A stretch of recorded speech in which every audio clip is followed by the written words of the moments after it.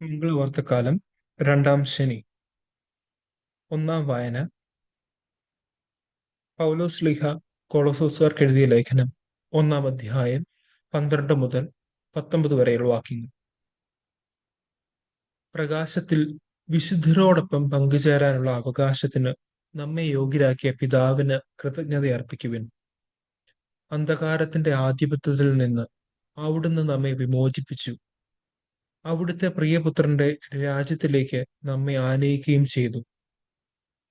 അവനിലാണല്ലോ നമുക്ക് രക്ഷയും പാപമോചനവും ലഭിച്ചിരിക്കുന്നത്.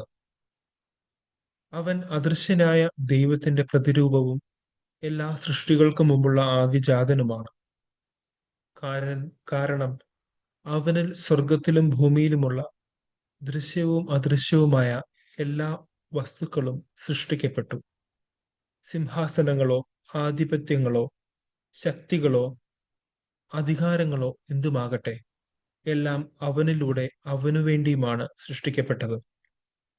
അവനാണ് എല്ലാറ്റിലും മുമ്പുള്ളവൻ. അവനിൽ സമസ്തവും സ്ഥിതി ചെയ്യുന്നു. അവൻ സഭയാകുന്ന ശരീരത്തിന്റെ ശിരസ്സാണ്. അവൻ എല്ലാറ്റിന്റെയും ആരംഭവും മരിച്ചവരിൽ നിന്നുള്ള ആദിജാതനുമാണ്. ഇങ്ങനെ എല്ലാ കാര്യങ്ങളിലും അവൻ പ്രഥമസ്ഥാനീയനായി.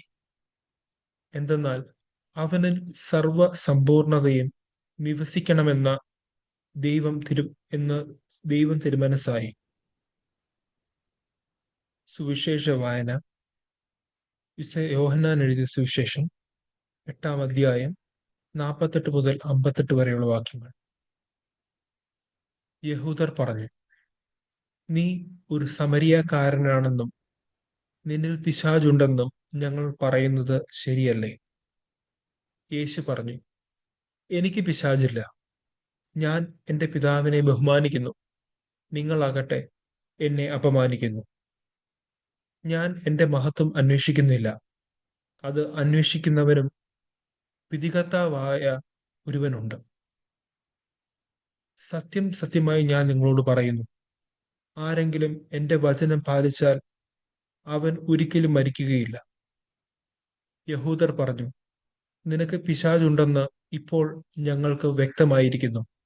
അബ്രാഹാം മരിച്ചു, പ്രവാചകന്മാരും മരിച്ചു.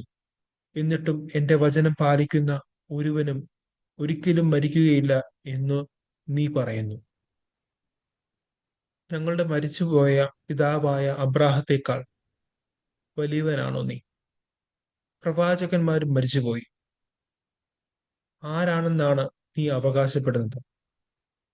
യേശു പറഞ്ഞു, ഞാൻ എന്നെ തന്നെ മഹത്വപ്പെടുത്തിയാൽ എൻ്റെ മഹത്വത്തിന് വിലയില്ല. എന്നാൽ നിങ്ങളുടെ ദൈവമെന്ന് നിങ്ങൾ വിളിക്കുന്ന എൻ്റെ പിതാവാണ് എന്നെ മഹത്വപ്പെടുത്തുന്നത്. എന്നാൽ നിങ്ങൾ അവിടുത്തെ അറിഞ്ഞിട്ടില്ല. ഞാനോ അവിടുത്തെ അറിയുന്നു. ഞാൻ അവിടുത്തെ അറിയുന്നില്ല എന്ന് പറയുന്നെങ്കിൽ ഞാനും നിങ്ങളെപ്പോലെ നുണയനാകും. എന്നാൽ ഞാൻ അവിടുത്തെ അറിയുകയും അവിടുത്തെ വചനം പാലിക്കുകയും ചെയ്യുന്നു. എന്റെ ദിവസം കാണാമെന്ന പ്രതീക്ഷയിൽ നിങ്ങളുടെ പിതാവായ അബ്രാഹാം ആനന്ദിച്ചു. അവൻ അത് കാണുകയും സന്തോഷിക്കുകയും ചെയ്തു. അപ്പോൾ യഹൂദർ പറഞ്ഞു, നിനക്ക് ഇനിയും 50 വയസ്സായിട്ടില്ല, എന്നിട്ടും നീ അബ്രാഹത്തെ കണ്ടുവന്നു. യേശു പറഞ്ഞു, സത്യം സത്യമായി ഞാൻ നിങ്ങളോട് പറയുന്നു, അബ്രാഹാം ഉണ്ടാകുന്നതിന് മുമ്പ് ഞാനുണ്ട്. നമ്മുടെ കർത്താവായ മിശിഹായ്ക്ക് സ്തുതി.